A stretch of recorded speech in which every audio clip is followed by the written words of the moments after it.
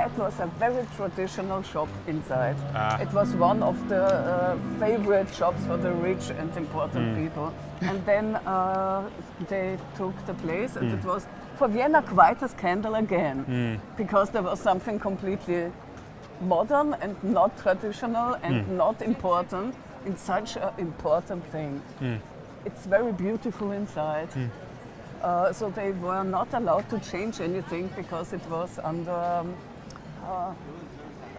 they had no right to change anything inside because of the value, of the historical value.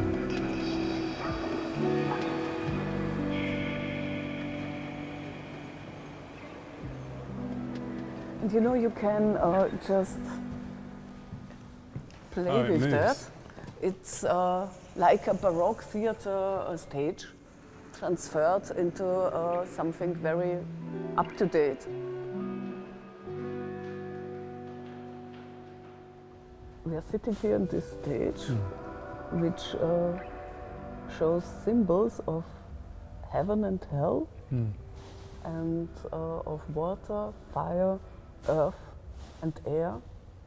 If I look at the symbols, maybe we can find something parallel to Shakespeare's plays. I don't know, maybe the air has to do with breath, because there's so much speaking. Like whenever I see a production, I'm always very conscious of the actors breathing, because to be able to say all of it, you have to kind of, almost like the breathing has its own rhythm as well, which is accounted for in the text. It's a really interesting way of making work. Yeah, for some people it's maybe too much speaking, I don't know. There can't be too much speaking. Yeah. There's never enough speaking in the end. I think when the speaking is so musical, that helps.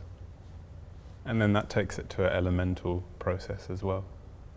When you use music and language together, something elemental happens, I think.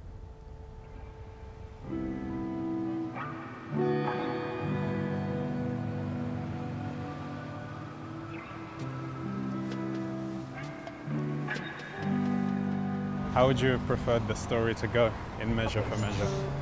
Should have been much more absurd, maybe, to be a comedy, but it isn't absurd enough. Yeah, more like a farce, you mean? Yes, then it would work.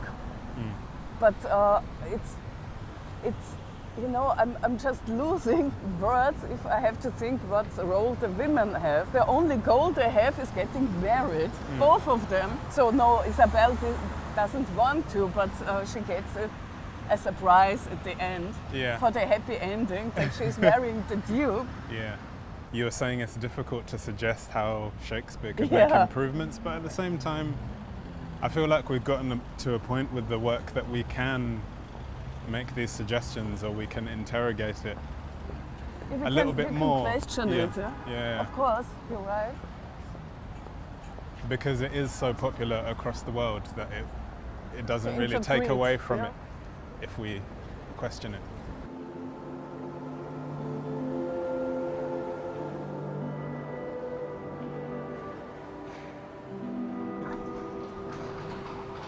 Maria Therese is famous because she gave education to the people. She reformated the schools in Vienna and in Austria, giving the poor kids a chance they didn't have before, because they had to go to school. Their parents were not allowed not to give them in school. So she changed a lot.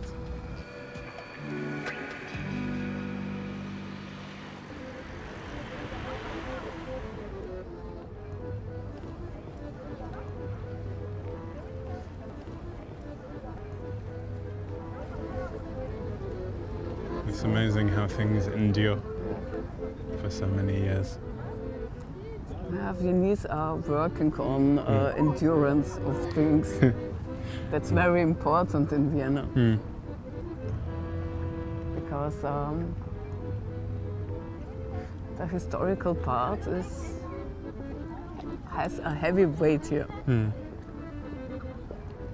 It's like a museum even outside as well. The continuation of gallery space almost feels like it extends beyond the walls into the city as a whole, in terms of like all the sculptures and stuff that we've just passed, and especially here, there's loads of them all over the place. It's amazing. You know, you need both of this for your work.